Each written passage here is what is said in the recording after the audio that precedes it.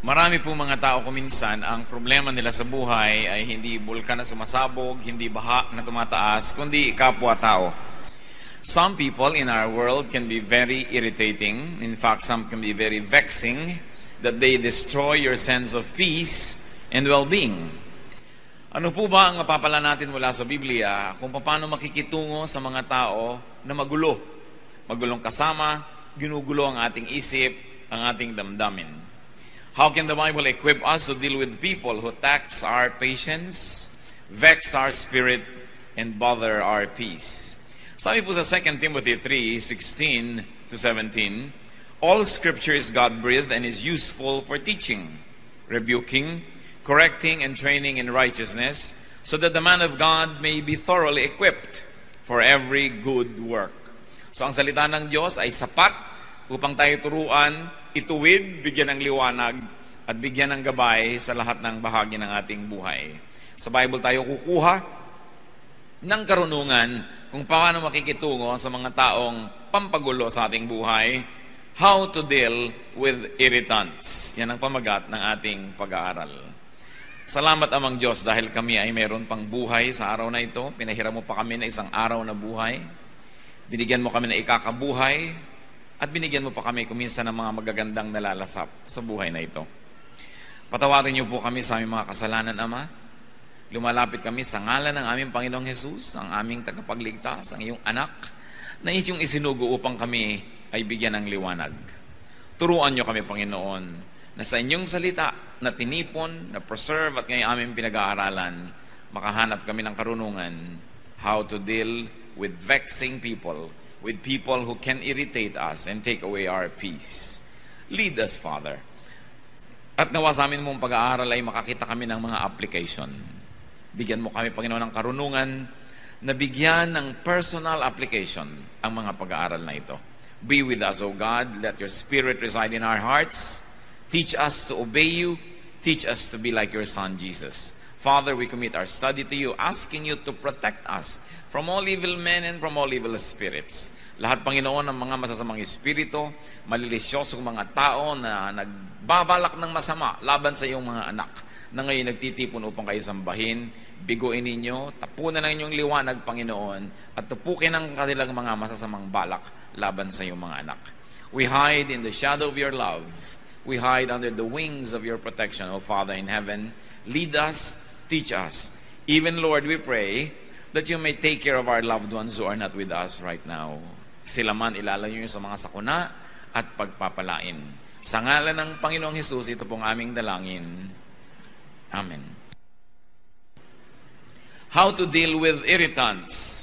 Piliin po natin kung alin sa mga puntong ito ang bagay na i-apply natin sa buhay, kung sino ang dapat na pag-applyan ito, at kung paano. How do you deal with irritating people? Yung mga tao na ang inyong tahimik na pag-isip ay ginugulo, ang inyong direksyon ay inililigaw, mga tao na pagka pumapasok sa inyong buhay ay nawawalan kayo ng saya, ng sigla, at nagkakaroon kayo ng gulo. Avoid them. Napakahalaga na iwasan ang ganitong mga tao. Proverbs 4:14-15. Do not set foot on the path of the wicked or walk in the way of evil men. Avoid it. Do not travel on it. Turn from it and go on your way. At kung maiko-consider po natin na something not good but something evil yung ginagawa ng mga irritating persons, then we should avoid their evil paths. Mabuti naman at maluwag naman ang mundo at marami naman tayong choices kung paano iiwas. At kung hindi natin maiwasan ang mga taong ito physically, kung minsan ay kasama natin sa opisina, kasama natin sa bahay, we can avoid them emotionally. We can avoid them spiritually. Na kahit katabi mo na ay hindi mo patulan, huwag kang sumali sa kanyang mga topics, huwag kang sumangkot sa kanyang mga usapin, at kayo man ay makakaiwas sa ganitong mga tao. That's why it is important to stop and to study people. Hindi lang natin pinag-aaralan ng isang mapa para huwag tayong maligaw.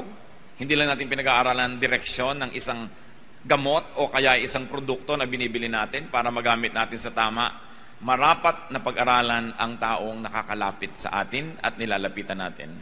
We should look at how they live. We should look at how people conduct their lives and listen to what they say. and listen to what people say about them. Kung minsan ay nakakapagsisi na may mga tao tayong nakikilala. Nagsisi na ba kayo na may tao kayong pinapasok sa inyong buhay? Na dapat sana'y tahimik ang inyong buhay kung hindi lang kayo nasangkot sa taong ito? Marami pong mga tao na nakakapagsisi na sila ay nakasama sa listahan ng ating mga kakilala at nakilala nila tayo, nalaman nila kung saan tayo tatawagan, paano tayo pupuntahan, naliligalig nila ang ating buhay. Pag-aralan ang mga tao. Huwag tayong padadala sa kanilang mga kuminsan ay magagandang mga salita at kuminsan ay tama naman ang mga argumento sapagkat hindi lahat ng tamang argumento ay dadalhin tayo sa tamang direksyon ng buhay. May mga tao na mahilig makipag-away. May point sila, tama sila, pero nasaksak naman. At ikaw ay katabi, nasaksak ka rin. Binarel, nabarel ka na rin. Tama nga ang point nitong ayaw suklian ng driver ng jeepney. Nakipag-away sa halagang 50 centimos, nadamay ka rin. Tama nga ang point ni ganito, tama nga ang ganon. Pero hindi po lahat ng tamang punto worth it na ipagyera eh. Do not stop at every station. Do not take every argument. Do not go into every battle. Sapagkat napakaraming dapat na magbubuting gawin sa buhay, limitado ang ating oras at panahon, at pag inubos po natin ang ating oras at panahon sa mga gyerang hindi naman dapat, nawawalan tayo ng panahon para doon sa mga gyerang dapat nating pagtutukan ng pansin. May mga tao are very particular. They will always find fault. They will always criticize. They will always have something to say. Don't have anything to do with these people because they're always courting disaster. Kung ang pinakamatataas na puno ang siyang tinatamaan ng mga kidlat, yung mga taong mahilig magreklamo at gumawa ng gulo, ang tinatamaan ng mga bala. Kaya kailangan na hindi tayo laging sumasali sa kanilang buhay. Proverbs 20 verse 9, avoid a man who talks too much. At hindi sinasabi who talks too much lies, kahit totoo ang sinasabi ng isang tao, kahit may point, if he talks too much, sooner or later, he will make enemies. Ang isang taong lagi na lang may comment, lagi na lang may sasabihin, lagi na lang may pintas, kanino man, hindi yan magkakaroon ng maraming kaibigan, magkakaroon ng maraming kaaway. At kung siya'y kasama nyo, ang kaaway niya ay nagiging kaaway nyo rin. 2 Timothy 2:16, avoid godless chatter, because those who indulge in it will become more and more ungodly. Huwag daw na tayong sumasali sa mga hindi makadiyos sa mga usapin, kahit pa nga ang pinag-uusapan ay Diyos. Kahit pa nga ang pinag-uusapan ay theology, kahit pa nga ang pinag-uusapan ay may mga bagay na may kinalaman sa Biblia, kung ang mga nag-uusap-usap dito ay hindi naman talaga naghahanap lang ng katotohanan, kundi naghahanap ng gulo, naghahanap ng away, naghahanap ng babag, ay godless din yung chatter na yan. Tulad ng binabanggit sa Titus 3:9, which obviously is referring to religious talk. People who talk about religious issues. But avoid foolish controversies and genealogies and arguments and quarrels about the law, because these are unprofitable and useless. Law na yung pinag-uusapan, law of God, law of tradition, law of custom, law of the people. Sabi, huwag kayong sumali sa lahat ng mga kahangalang mga pagtatalo. Walang mabuting idadulot sa inyo yan. Bakit po ba tayo nag-aaral ng salita ng Diyos? Di pa upang maging mapayapa ang ating buhay? Upang tayo ay magkaroon ng mga magmamahal sa atin at mamamahal? Upang tayo ay patuloy na rumunong? Hindi para maging marunong lamang at i-display ang dunong na yon, kundi para tayo ay maging maunawain sa mga mangmang? Upang maging mapagpatawad tayo sa nagkakamali? At upang magkaroon tayo ng kagandahang asal?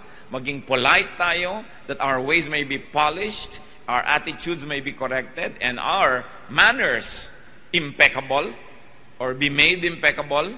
But what happens when you argue on religious grounds and reasons, but you display bad behavior? That you only quarrel and fight. Tama nga halimbawa ang yung theology, pero ang behavior nyo, disobedient naman to authority. Tama nga halimbawa ang argumento mo ay pagpalagay ng tama, pero ang pamamaraan mo, nananaksa ka ng tao sa kanyang likuran. Wala kang utang na loob sa mga nakatulong sa'yo. Nagiging rebellious ka sa mga leaders mo. What's the point na natuto ka? Rebellion was the sin of Satan. Hindi natawag si Satan na ignorant dahil marami siyang alam. Hindi siya natawag na wrong ang kanyang mga approaches at ang kanyang mga premises, pero ang paraan niya, sinusuwag niya ang Diyos. Sinusuwag niya yung dapat sana iginagalang niya. At alam niyo po, even in religious circles, there are many people, natuto lang ng konti, susuwagin ang kanilang Bible study teacher. Umaattend ng Bible study, hindi naman para matuto, para i-display ang kanilang alam, ipahiya ang teacher, at pasikatin ang sarili. Umaattend ng mga churches, hindi upang magpasakop at mag-improve ang character, kundi upang maghanap ng babag, patunayang mas magaling siya kaysa sa preacher o sa pastor. Yan ang mga dapat na iniiwasang kausapin. Avoid foolish controversies. Hindi sapat na mayroong magandang argumento, pinag-uusapan, saan ito uuwi? Saan pupunta ang usapang ito? Magkakagulo ba ang mundo? Mag-aaway-away ang mga tao? Masisira ang mga magagandang relasyon? Even Paul said, our knowledge is imperfect and our prophecy is imperfect. Paano mo aawayin ng isang tao sa kanyang paniniwala kahapon? Maaaring ang paniwala niya ay mag-improve at maiba next week. Paano mo aawayin ng isang tao sa theology niya last month o last year? Sapagkat yung theology na yon ay dynamic, patuloy na nahahasa, patuloy na na-fine-tune. Sabi ni Paul, our knowledge is imperfect and our prophecy is imperfect. But when the perfect comes, the imperfect will pass away. So bakit mo gegerahin yung imperfect kung imperfect man yon? Dahil kaya perfect ka at siya ay imperfect, kaya gusto mo siyang awayin? Kaya sabi, iwasan ninyo ang ganitong uri ng mga pakikipagtalo, mga pagdedebate tungkol sa salita ng Diyos, tungkol sa Biblia, tungkol sa mga doktrina, sapagkat napakaigsi ng buhay ng tao. At sino ang nakararating sa puntong alam na niya ang lahat para sabihin niyang, ang paniniwala ko lang ang tama at ang paniniwala mo ay mali. Mahalaga na may paniniwala tayo. Mahalaga na may direksyon ang ating paniniwalaan. Subalit wala dapat maging palalo na mag-isip na alam na niya ang lahat ng tama. Therefore, dapat na siyang makipag-away sa mga taong hindi ganun ang kanilang mga pananalig. The Bible itself says, avoid foolish controversies. So avoid people who always and often get into trouble. Avoid people who always get into quarrels, who are involved in many bickerings. Kaya kung minsan, nagka-girlfriend ka na bungangera at palaaway, nadadamay ka. Inaway niya isang babae, yung boyfriend ng babaeng yun, inaway ka rin dahil ikaw ang boyfriend niya, gumulo ang buhay mo dahil sa babaeng ito. Kung minsan naman, tahimik na tahimik ang babae, ang naging nobyo mo ibasagulero, mahilig makipag-away, nadadamay at nadadamay ka. Proverbs 12:26, a righteous man is cautious in friendship, but the way of the wicked leads them astray. Ang taong matuwid ay maingat sa kanyang pakikipagkaibigan. Sapagkat pag tayo nagiging kaibigan ng sino man, ang ating resources ay nagiging resources niya. At kuminsan yun lang ating presence ay nagiging lakas ng loob niya para mag-isip na marami siyang kampi. Kaya hindi agad-agad ibinibigay ang pakikipagkaibigang malalim. Lalo pa nga sa mga taong mahilig ng gulo at mga. How else do we deal with irritants? Learn from them. Turn every disadvantage to an advantage. Having an irritant in your life can be a disadvantage, but it can also be a source of an advantage. Learn from what they do and the result of their deeds. If P then Q, if I did this, then this is the result. Matuto tayo sa mga ginagawa nila, nagiging bunga ng mga pinagagagawa nila. And learn from what they say about you. Pag meron po mga nagsasabi ng lahat ng uri ng mga masasakit, mga di magaganda mga salita laban sa atin, ang una nating itatanong, is it true? Totoo ba ang sinasabi niya? Or is it partially true? Or is it completely true? At depende sa kalakihan ng katotohanan na yun, doon nyo lamang ibase ang inyong reaksyon. Kung totoo, salamat kayo at nadinig nyo muli ang totoo because the truth sets free. Because sometimes you can hear the truth about yourself from the mouth of your critics, even from the mouth of your enemies. Isa yung mga tao nagmamahal sa atin, mga kaibigan natin ay nabulag na yan sa ating mga kapintasan, tinatsyap na nila, minahalan nila tayo. So hindi na tayo matutuwid. Pero pag nakinig ka sa mga sinasabing kapintasan mo ng isang kaaway, lalo totoo, ang totoo noon ay magpasalamat ka, naaalala mo ang mga katotohanan hindi maganda totoo sa iyong sarili, may benefit nito. Bagamat si David, yung kanyang commander na si Joab, siya ay kinrit his eyes. David was criticized by his commander because David had a son, Absalom, who rebelled against him and who fought his army. At nung napatay ng army ni David yung anak niyang si Absalom, ay pinagluksa ni David si Absalom, nagtampo ang kanyang hukbo. Sabi niya, at sa lagay pala, ipinagluksa niya yung kalaban natin na naman napatay natin. So mamabutihin pa niya na tayo ang mapatay ng anak niya na lumalaban sa kanya dahil ipinagluksa. True or not, valid or not, sumama ang loob ng kanyang mga hukbo at kinriticize ni Joab ang kanyang hari na si David.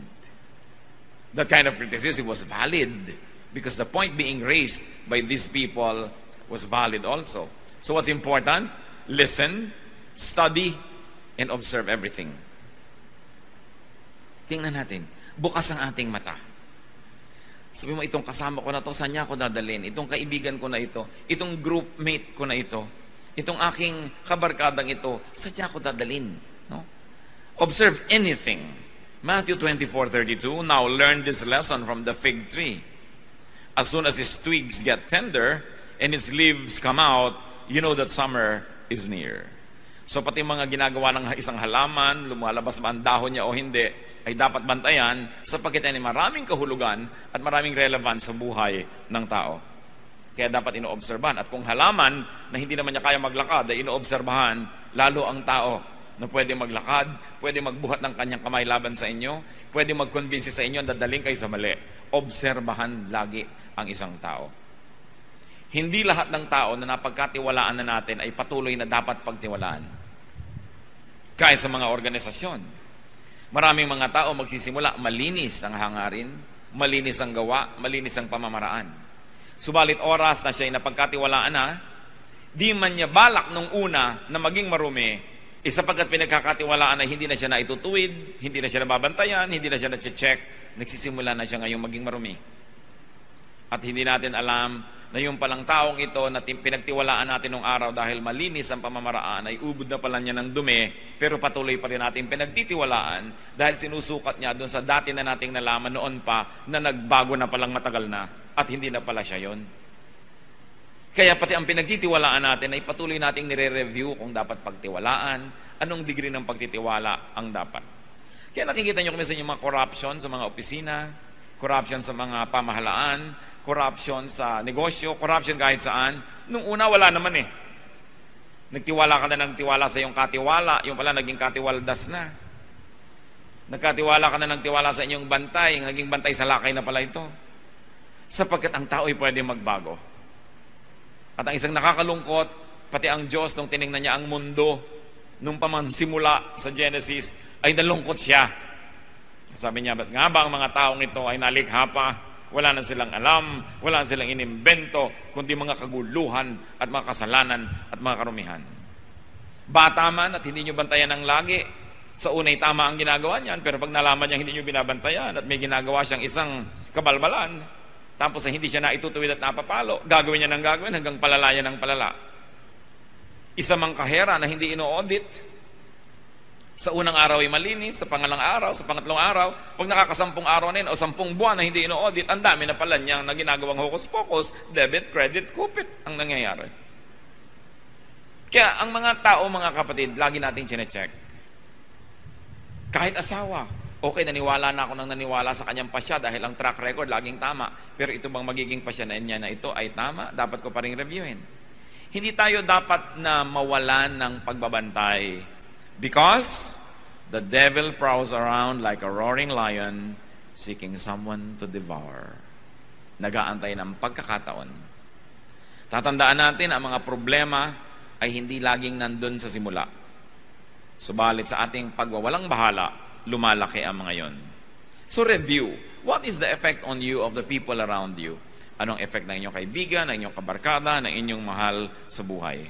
Proverbs 24:32, I applied my heart to what I observed and learned a lesson from what I saw.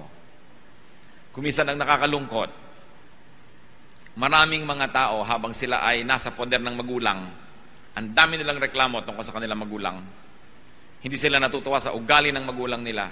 Ang magulang nila ay masungit, ang magulang nila ay maramot, ang magulang nila ay ganito, ang magulang nila ay ganon. Pero, nung naging mga magulang na, ganon din sila. Inuulit lang nila ang mga kamalian ng mga magulang nilang dati nilang tinutuligsa nung sila yung mga anak na nagdurusa. Because we never learn from what we see. Because we never learn from the mistakes of people around us. That's why it is important to be observant. And the Bible is light on our path that says, don't walk this way, walk here, walk that way. Nakikita na natin napakaraming mga nangyari sa mga taong gumawa ng ganito, ang naging bunga ay ganun. Tapos ganun pa rin ang gagawin natin. Di ganun din ang magiging bunga. Observe. What else do you do with people who irritate you? Well, ignore them. Especially if their issue, their concern, especially if they do not pose imminent danger or real threat to life, to safety, to property, or to your well-being. Kung dal-dal-dal-dal lang, hayaan nyo na, palampasin nyo na. Ang chismis ay namamatay pagka hindi sinasagot. Humahaba lang yan pag sinagot nyo. Parang tennis, nagpukol sa inyo ng bola, hindi nyo naman pinalo pabalik, di walang babalik. Magpupukol uli yan, hindi nyo uli pinalo, hanggang naubos na yung bola niya, tama na. Pero habang pinapalo niya, ibabalik niya, pinapalo nyo, binabalik niya, ang tagal ng laro. At ganon ang mga away. May sasabihin si ganon, magko-comment ka, makakarating naman sa kanya, ko-comment siya, hindi na matapos-tapos. Ignore them, especially if they do not pose real threat. 1 Corinthians 6:7, the very fact that you have lawsuits among you means you have been completely defeated already. Why not rather be wronged? Why not rather be cheated? Sapagkat sinasabi ni Paul sa mga Corinthians, tiisin nyo na, pagpasensyahan nyo na, palampasin nyo na kaysa demandahan kayo ng demandahan hanggang mga maliliit na bagay. Ikagastos pa kayo sa abogado, nahirapan pa ang loob nyo, nag-away pa kayo. Pero hindi po universal itong teaching na ito. Paul was addressing a very specific group of people concerning very specific problems. Hindi ibig sabihin na lahat ng Kristiyano sa lahat ng panahon, sa lahat ng lugar, hindi na pwede magdemanda ng kapwa Kristiyano. Pero ang sinasabi dito, kung mas malaki pa ang magiging damage sa iyo ng pagdedemanda mo, nasira pa yung testimony ninyo, palampasin mo na lang. May mga bagay na mas kapakipakinabang na palampasin. Pero kayo po ang humusga kung may mga bagay na hindi dapat pinapalampas. So kayo ang mag-judge noon. Hindi tayo bound to always not bring anybody to court dahil ang sinabi dito sa Corinthian. Kasi this was a specific solution to a very specific issue of very specific people. If you find universalization in it and application in your life, do it. But if you think that it will really damage other people and more people and it will not really bring out the truth to just say, bahala ka na, hindi na kita papansinin, kayo magpasya nun. Kailangan nating ipanalangin niya ng mabuti. Kung minsan naman kasi, yung pagod natin sa pakikipaglaban, higit mamang mahal kesa doon sa premyo ng pananalo. Kaya dapat nag-iisip din tayo na it's not worth it. A major train does not stop at every station. Pinipili niya kung saan siya titigil. And of course, you have to learn to choose your battles. And there are many battles that are just not worth it. So, ignore. Try to ignore people. What do airplanes do when there's a storm? They fly above the storm. Ilang beses na yan, lalo at domestic flight. Hindi naman sobrang tumataas yung mga aeroplano. Kung may masamang panahon, sasabihin ng kapitan, fasten your seatbelt, there is a turbulence or there is a storm and we're going to fly high above the storm. Tatandaan po ninyo mga kapatid, magulo lang ang himpapawid habang malapit sa lupa. Madali lang bumagsak pag malapit ka sa lupa.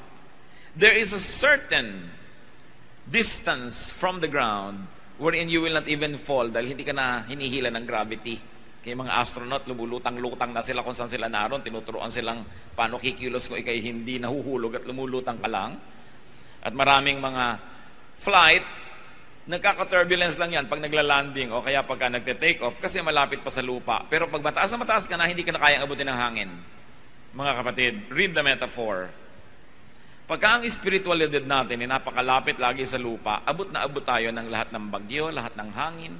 Binabangga-bangga ka ng mga ibon, ng mga saranggola, pati yata yung pag-i-stretch ng mga nag-exercise na abot ka na kasi ang baba mo. Pero kung mataas ang lipad ng iyong espiritu, di ka kayang abutin. Hinahayaan mo lang sila sa babang magkagulo, tahimik ka at payapa. tulad ng mga himpapawid na malayo sa lupa. When people are vexing, when people are always talking, and when people are always making trouble, fly above that storm. Have a space in your heart that cannot be reached by any kind of talk or trouble or intrigue. Then you can have peace wherever you go. Kung ang atin pong kapayapaan ay iaasan nyo sa kabutihan ng tao, hindi kayo magkakaroon lagi ng kapayapaan dahil maraming tao ay hindi mabuti. Kung ang kapayapaan natin ay iaasan nyo na kayo hindi pinagwiwikaan ng masama, hindi chinichismis, hindi pinipintasan, saan kayo pupunta para mangyari yan? Pero kung ang inyong kapayapaan ay nakaasa sa inyong pananalig sa Diyos, sa inyong pagkakilala sa inyong sarili, at sa inyong marunong na pagpapasya na nagsasabing, hindi ako paaabot ng ganon-ganon na lamang, lalo sa tao lamang na ito, tahimik ang inyong kalooban. Peace is something that you have inside of you. You must never depend on other people to hand it to you on a silver platter because they want your head on that silver platter. Huwag tayong umasa dyan. Proverbs 20 verse 3, it is to a man's honor to avoid strife, but every fool is quick to quarrel. Ang mga mararangal daw na tao at karangal-rangal kung sila ay umiiwas sa gulo.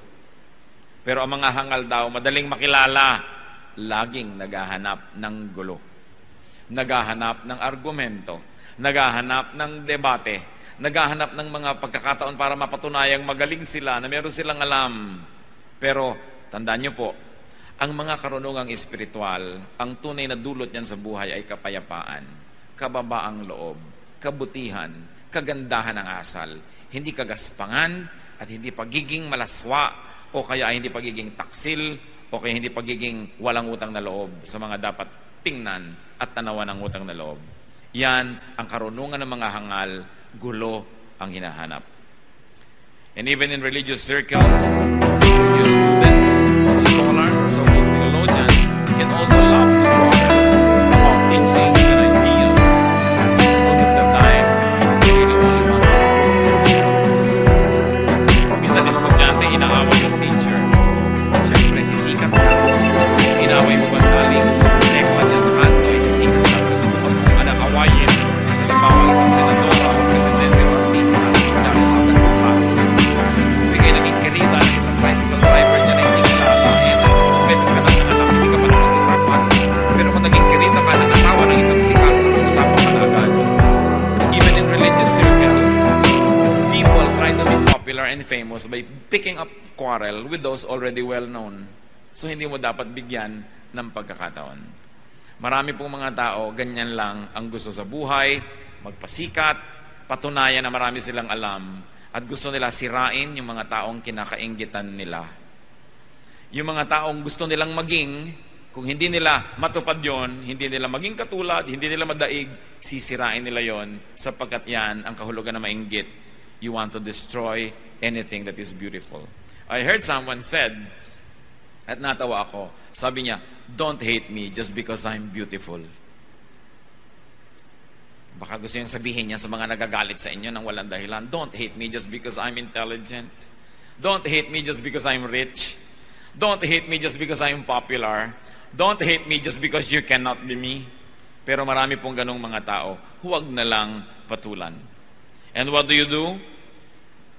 How else do you deal with these irritating people? If you must, if you absolutely must answer them softly. Sumisigaw sila, huwag kayo sumigaw. Nagagalaiti sila, huwag kayo manggalaiti. Kasi pag pareho na lang kayo, di pareho lang pala kayo. Kailangan iba yung inyong behavior. Impeccable. You must be like a pond without blemish on its face. You must be the picture of serenity. And only through that imagery, people around you will say who the foolish one is and who the wise one is. Proverbs 15:1, a gentle answer turns away wrath, but a harsh word stirs up anger. Tandang-tanda ko yung minsan na may nag-aaway na magkapatid, galit na galit ang ate. Sabi ng kapatid na bata, pasensya ka na kasi tanga ako. Ano pa ang pwede mong sabihin? Inamin na. Pero pag pinagpilit mo, hindi, tama ako, mali ka, hindi matatapos, pasensya ka na dahil tanga ako. Tapos ang usapan.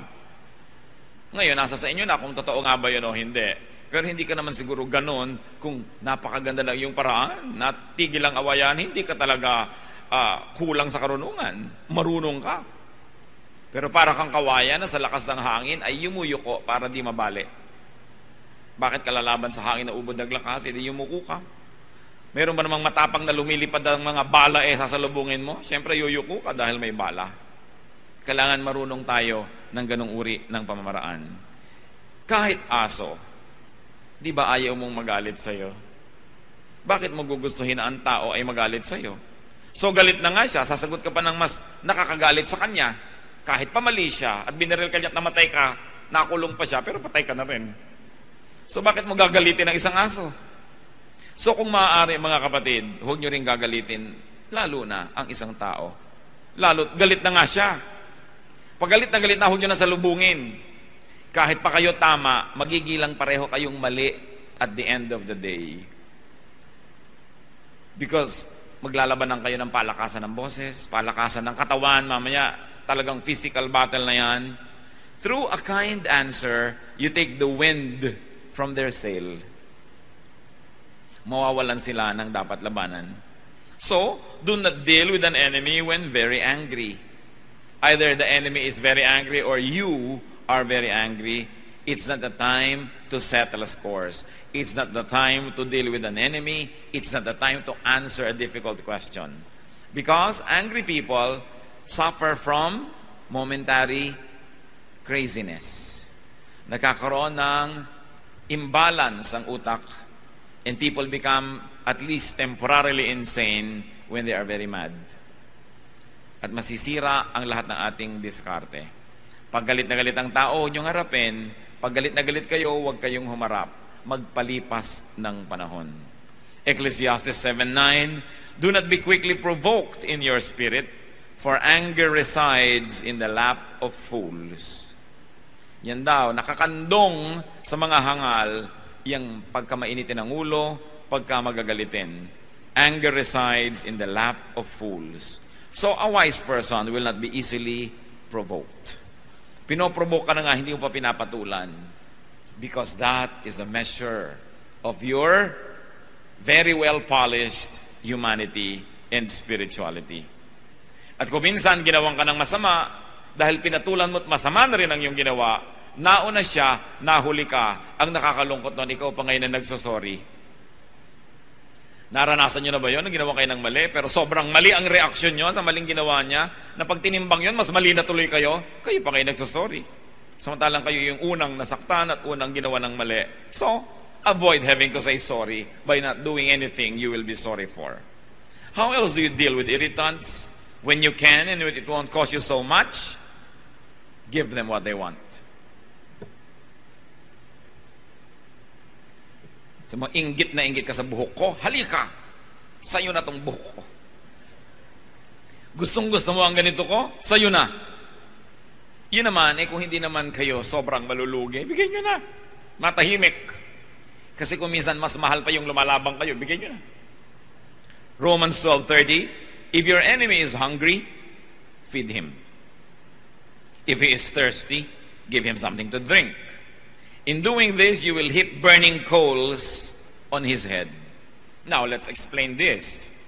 Sabi, pagkanta yung kaaway may nagugutom, pakanin mo, siya inauuhaw, painumin mo, at para nang pinutungan mo siya ng mga naglalagablab na baga at pagkainit-init na mga uling. No? Akala nung iba, sige, sadistahin mo, lagyan mo siya ng baga sa ulo. Alam niyo po, wala namang araw, nung araw, walang posporo. Ang bahay ng mga Israelites dapat laging may apoy. Kasi pag magluluto sila, saan sila kukuha ng apoy? So dapat lagi may apoy yung kanilang maliit na lamp. Okay? Kaya isang malaking kapintasan ng isang nanay ng tahanan na ang kanyang ilawan ay namatay dahil naubusan ng langes. Kaya ang description doon sa babae sa Proverbs 31, yung kahangahangang babae, her lamp does not go out at night. Diba? At saka yung sinabi yung mga foolish virgins na ubusan ng langes ang kanilang ilawan, napakalaking kapintasan. Ngayon sabi, kung ang iyong kapitbahay ay kumakatok sa'yo, nangihiram ng baga ng kalan mo, dahil yung kalan niya ay nanlamig na't namatay na, magluluto siya. Alam niyo naman kasi yung baga, hipan nyo lang yan, lagyan nyo ng mga kung ano-anong mga tuyong mga dahon-dahon, mag-aapoy na uli. Sabi, may kailangan pala siya, ibigay mo and you will heap burning coals on his head. Because people carried their baggage on their heads, no, in the olden days. And they usually would bring a broken pottery or broken jar on their head. Doon mo ngayon ilalagay yung hinihingi niyang baga. So you will heap burning coals on his head. Hindi para mainitan siya. Ang ibig sabihin nito is not to torture your enemy. Ito ay quotation kasi from Proverbs 25, verses 21 and 22. But it means, make them grateful. Okay, may kailangan siya. Ibigay mo. May tatanawin siyang utang na loob sa'yo. So, sinong panalo? Di ikaw. Naabala ka, bumangon ka, binigyan mo siya ng mga baga, nabawasan yung baga mo, pero ano ba naman yun? Meron ka pa naman natira sa bahay mo. Ibigay mo kailangan. Sa isang matinong oras niya ng pag-iisip, matatanto rin niyang may utang na loob siya sa'yo. So, ibigay mo kung kaya mo rin lang ibigay. Pero pag-aralan nyo rin, kasi may mga tao na pag binigyan nyo ng kamao, kakainin hanggang sikon nyo. Meron ganon. Wala, kahit sa mga itinuturo natin ng mga ganito, nasa Bible verses, hindi ibig sabihin you will apply to everybody every time. Gagamitin nyo rin utak nyo kung kailan ko ba ito i-apply. Because may mga tao na hindi nyo dapat bigyan ng kahit ano dahil sasandal na sa inyo. Iaasa na ang buong buhay nila sa inyo. Minsan nyo lang tulungan ng pang-enroll isang SEM hanggang mag-PhD yan sa inyo nahihingi. No? May mga ganong klaseng tao. Sinusuri nyo yan at pinag-uusapan natin ng general application ito sa general types of people. But very special people need special study and special treatment. How else do you deal with irritants? Turn them into friends. The best way to beat an enemy is to turn him into a friend. So, intelligent people will always try to win their enemies so that they can become friends. Pag enemy mo siya, lahat ng assets niya gagamitin laban sa'yo. Pag friend mo siya, lahat ng assets niya gagamitin niya para sa'yo. So tell me kung bakit hindi wise to turn people into your friends. So yung nanggagawa ng kaaway, hindi ka naman inaaway ng tao, inaaway mo siya, sobrang foolish ka nun. Dahil kahit butiki lang yan, kahit langgam lang yan, makakakagat din yan, mapupuwing ka rin niya. So bakit mo siya awayin? Lalo na kung inaaway mo, pader, mabangga ka sa pader, sobra ka namang foolish nun. Kaya dapat ang tao hindi pala away. Remember, ulit-ulitin natin yan. Ang mga palaaway, yung convinced na tama sila. Pero kung tama ka, ba't ganyan ang ugali mo? Kung tama ang iyong alam, bakit ganyan ang behavior mo? Sabi ni Jesus, you will know them by their fruits. Ano ba yung fruit? Ano ba yung fruit lagi ng Spirit? Joy, peace, love, di ba? Forgiveness, understanding. Pagka hindi ganun ang dinudulot sa inong karunungan mo, huwad na karunungan yon. Mabuti pa hindi ka na lang natuto. Ang mga tao naman parang bata, you can make them do anything so long as you play with them first. So bakit hindi ka muna makipagkaibigan? Ecclesiastes 10:11. If a snake bites before it is charmed, there is no profit for the charmer. So kailangan mapaamo mo muna, mapasunod mo muna yung ahas bago mo siya hayaang makatuklaw sa'yo. So yung mga tao rin, imbes tinutuklaw-tuklaw ka, why don't you charm them? It will be better for you. And many people are foolish for no reason at all. They choose to fight their fellow men. How else do you deal with irritants? Pray. Yan ang wala kang katalo-talo dahil dinadala sa Diyos ang kaso. Pray for them. Matthew 5:44, love your enemies and pray for those who persecute you. Praying for people is profitable. Why? Because they can make us love. Pag lagi mong ipinagpe-pray ang isang tao, layo yung taong kang inis ka, galit ka, mapapansin mo kapatid, nawabawasan na yung galit mo at mamaya nagkakaroon ka na ng simpatya na mamahal mo na yung tao. The quickest way to love somebody is to pray for them. But it's no guarantee that they will love you back. Okay? Pero yung ikaw mismo nagbubukas yung isip mo sa kanya, pray for them. And even if you don't fall in love with your enemy or your irritant, praying for people can give us relief. Guminhawa ang iyong loob, lumuwag ang iyong dibdib, gumaan ang iyong panghinga, nakabuti para sa iyo. So ipanalangin mo siya. Philippians 4:6-7, in everything by prayer and petition, with thanksgiving, present your requests to God. And the peace of God, which transcends all understanding, will guard your hearts and your minds in Christ Jesus. May panalangin ang lahat. And finally, how else do you deal with irritants? Bless them. Bless them. 1 Corinthians 4:12. When we are cursed, we bless. Yan ang pinagkaiba ng mga anak ng Diyos.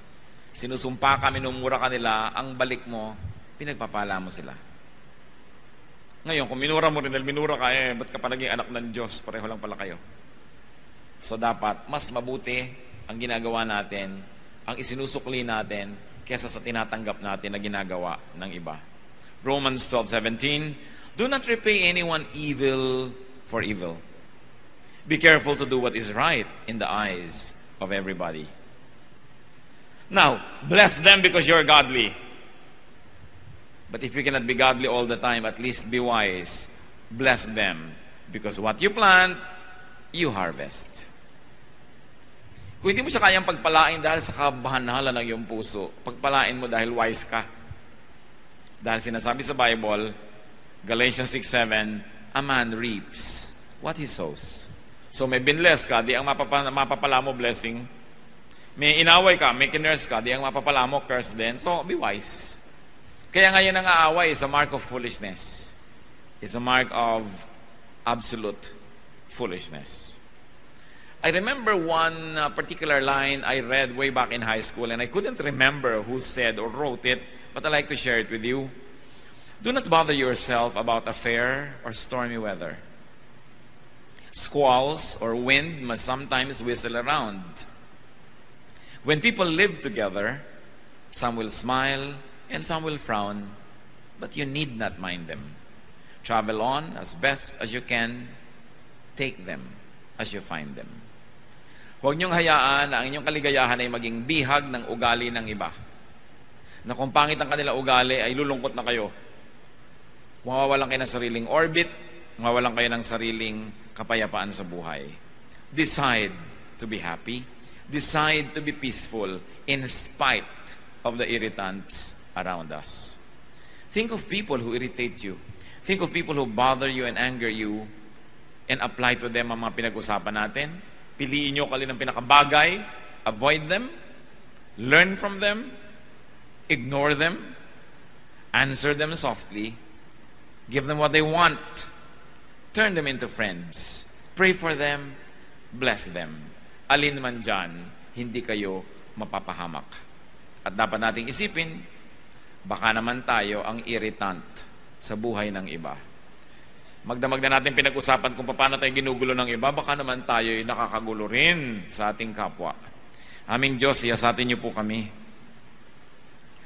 kung paano po kami nakikitungo sa mga nanggugulo sa amin, at lalong-lalo siyasatin mo kami kung kami ang nakakagulo sa iba. Tendency na namin, Panginoon, na laging sisihin ng iba kaysa ang sarili namin. Ibunto ng lahat ng sisi sa bakuran ng iba kaysa akuin namin yung mga dapat naming akuin.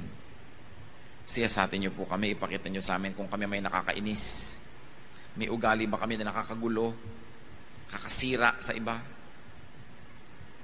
O kaya naman, Panginoon, kung kami talaga ang laging ginugulo, ituro mo sa amin how to deal with them. Magbulay-bulay tayo, mga kapatid. Yumuko sa presensya ng Diyos. Marapat na gawin tuwing nakakarinig tayo ng magagandang salita mula sa Biblia, ay yumuko, manalangin, humingi sa Diyos ng karunungan kung aanhin natin ang mga napagdidinig natin ito.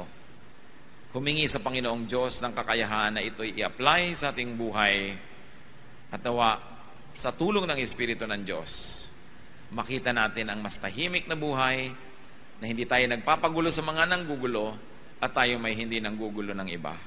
Be with the Lord for a while. O Lord, bless your people as we ponder your word. May your Spirit reside in our hearts and teach us. Bless us, O God. People of God, be with the Lord for a while and be blessed as you share moments of silence with the Spirit of God.